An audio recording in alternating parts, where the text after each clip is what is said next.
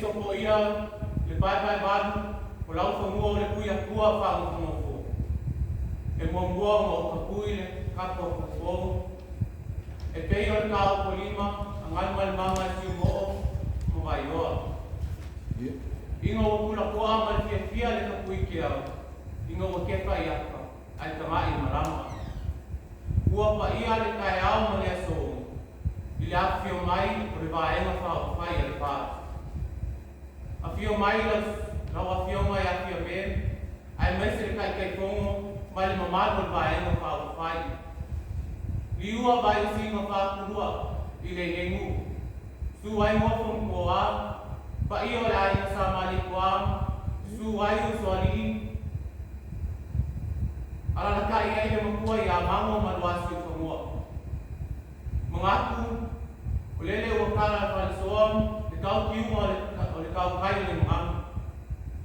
Mangaku foi o lea o koa le kai le lingo inga o whai ko le kapui kia i o ka whailangi.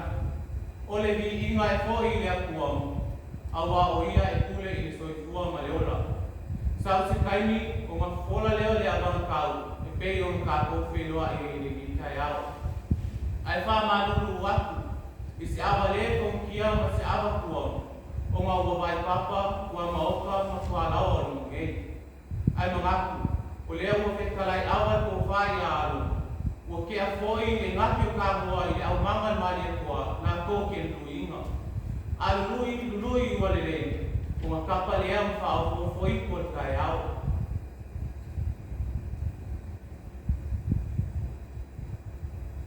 A alu lo sua pea le kāmua o ngā mako rua lea ma lea mai lava. O upu i kai au le akumu. Kai au ke kua kuai o le akumu. Ai a kai au kala lei lea ngawa i Yesu. Kai au ka ngifu mai ma le aka lea wao ai Samoa. Ai mangaku o ngā fuafua mai kai me vai o whao whai. O ngā lea o kakou i ai kai au manua. Sau se kaini ko e kariu i whainga marama, awangi i ake sia kua o le ala. Ia pui ma leo i o wai i le koe whai marama aku.